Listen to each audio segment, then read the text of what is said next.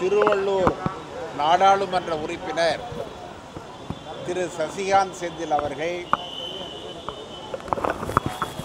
மக்களுக்கு தேவையான மக்களுடைய நலன் சார்ந்த, குறிப்பாக படிக்கிற மாணவர்களுடைய நலன் சார்ந்த ஒரு முக்கியமான பிரச்சனையை கையில் எடுத்திருக்கிறார்.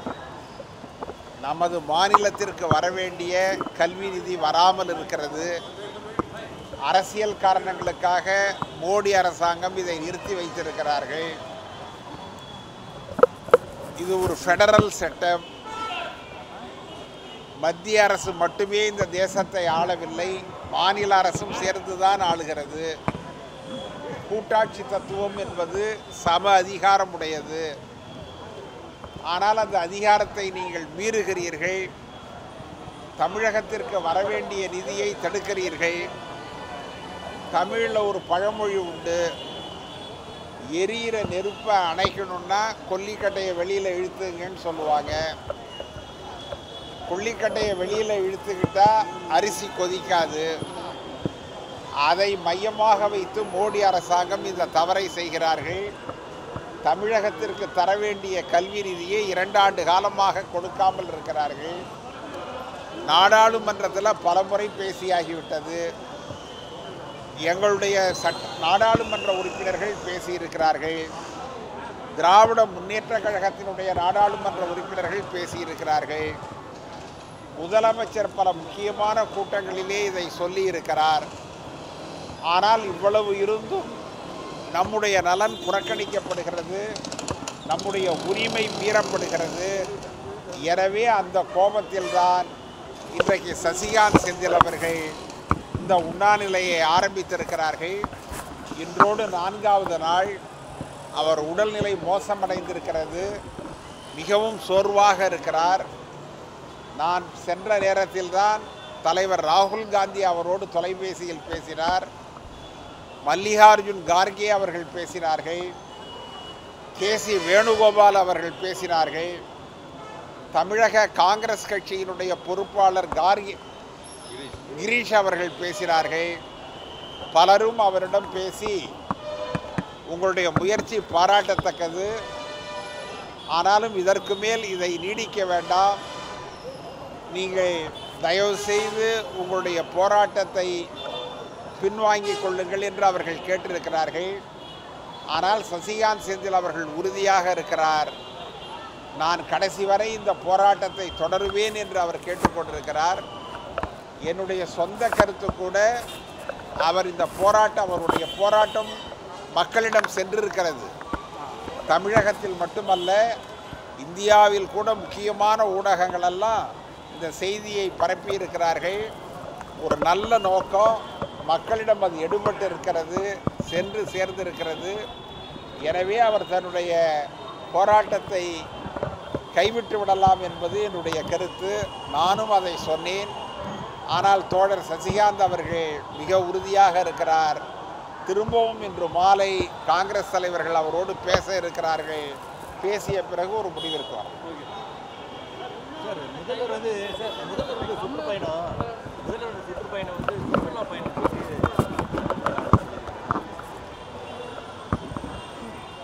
எல்லா நல்ல நோக்கங்களையும் கொச்சைப்படுத்துகிறவர்கள் உண்டு.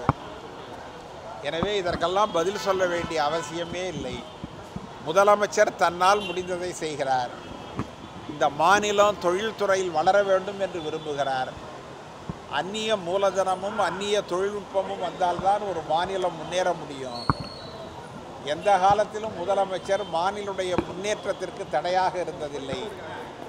ஆனால் அன்புமணியை போன்றவர்கள் இதை ஆதரிக்க முடியவில்லை என்றாலும் கூட கொச்சைப்படுத்தாமல் இருக்கலாம் என்பது என்னுடைய பிரதமராக தேர்ந்தெடுக்கப்பட்டவர். ஆனால் சில சக்திகள் தமிழகத்தில் தடுத்து நிறுத்தியிருக்கும் சொல்லி மத்திய அமைச்சர் நிர்மலா சீதாராமன் சொல்லியிருக்காங்க. நிர்மலா சீதாராமனோ பாரதிய ஜனதா கட்சியோ தலைவர் மூப்பனாரை பற்றி பேசுவதற்கு எந்த அருகதையும் இல்லாதவர்கள். அவர்கள் இதை பற்றி பேச வேண்டிய அவசியம் இல்லை. மூப்பனார் மீது அளவிடற்கரிய பற்று வைத்திருக்கிற நாங்களோ அல்லது காங்கிரஸ் கட்சியோ இதை பற்றி நாங்கள் எந்த விதமான கருத்தையும் சொல்லவில்லை. அது 15 ஆண்டுகளுக்கு முன்பு நடந்த விஷயம். பல கருத்துகள் அதில் இருக்கலாம். ஆனால் அதை சொல்வதற்கு பாரதிய ஜனதா ஏற்ற கட்சி அல்ல, நிர்மலா சீதாராமன் ஏற்ற நபர். ஆர்எஸ்எஸ்னுடைய கட்டுப்பாட்டில் தான் அதிமுக இருப்பதில் என்ன தவறுன்றது மத்திய அமைச்சர் எல்முருகன் வந்து பேசியிருக்காரு. ஆர்எஸ்எஸ்ஸின் கட்டுப்பாட்டில் இல்லை, ஆர்எஸ்எஸ் கொடியவே கூட அதிமுக கொடியோடு சேர்ந்து ஏற்றிக்கலாம். யார் போய் தடுக்க முடியும்? நாளைக்கு எடப்பாடி இந்த 2 கொடியும் சேர்ந்து தான் பறக்கும்னு சொன்னால் என்ன செய்வீங்க?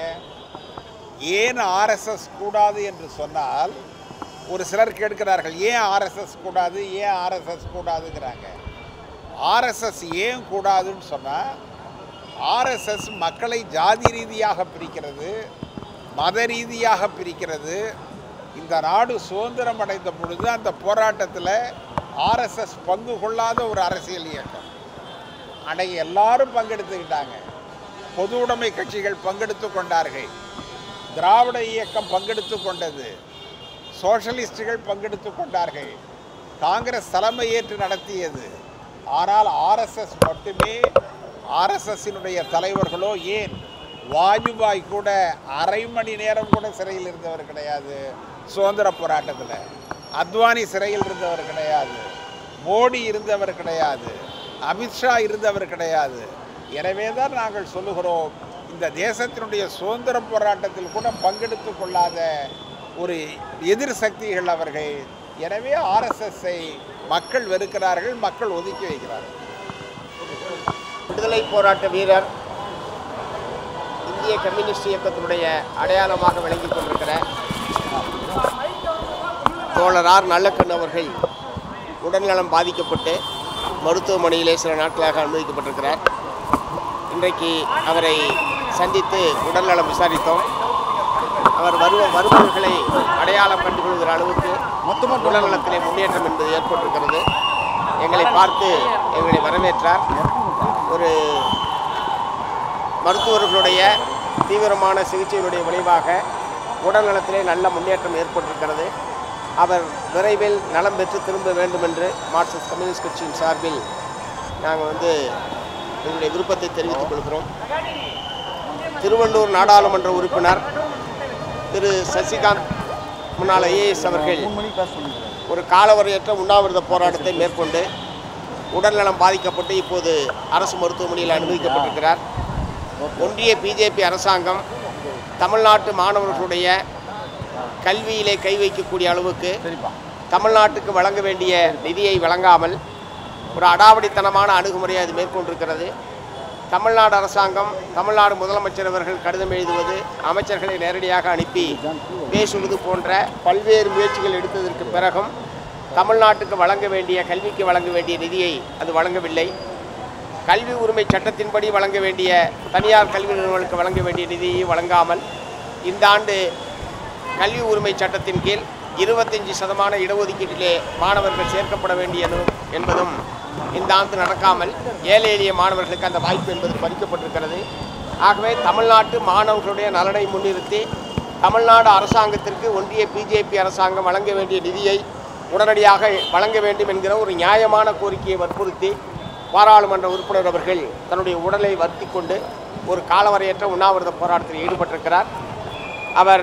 அவரிடம் நாங்கள் வேண்டுகோள் விடுத்தோம். கோரிக்கை மிக நியாயமானது, மிக முக்கியமான கோரிக்கை. அதைவிட உங்களுடைய உடல்நலம் மிகவும் அவசியம். உடல்நலனை கவனித்துக் கொள்ளுங்கள் என்று நாங்கள் சொல்லியிருக்கிறோம்.